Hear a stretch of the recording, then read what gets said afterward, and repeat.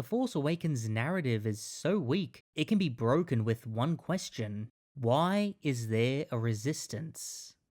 The reason JJ made a resistance was to replicate the underdog narrative of the original trilogy with the Rebels. But the reason the Rebels were underdogs was because the Empire were in charge of the galaxy, had the technological advantage, and dwarfed them in terms of size. While the Rebels were using whatever gear, manpower, and resources they could scrape together. But here's the thing, the Empire doesn't control the galaxy at this point, and the Resistance is being funded by the New Republic. So this underdog narrative doesn't fit. And for those who are wondering why the New Republic didn't send its own army to fight the First Order directly, that question isn't answered at any point in the trilogy. It is, however, answered in the Bloodline book.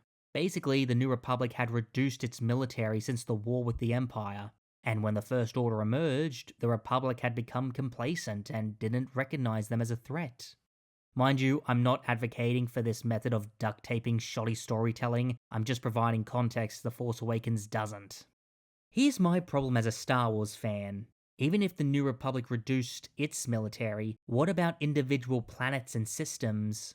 Going by the few works of Star Wars that were still canon at the time of Force Awakens release, there was a period of time where two generations of certain systems endured two different military occupations, one by the Separatist Alliance and the other by the Empire.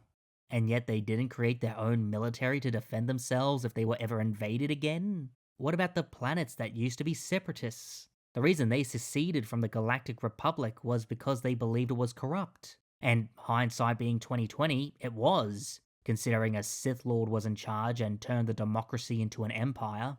The leadership of the Separatists may have died, but the First Order came from the remnants of the Empire, so it's hard to believe that the Separatist ideology died out. And I'm pretty sure they wouldn't be okay with the Empire making a comeback with a new identity, and neither should the New Republic.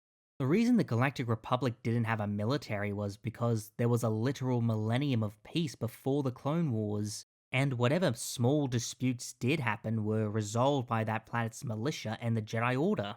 But the Jedi Order is dead, and the new one was apparently still in its infancy since Kylo Ren was able to destroy it. So it seems really ridiculous that the New Republic would be so lax in its defense considering the galaxy's recent history of war and the origin of who their current enemy is.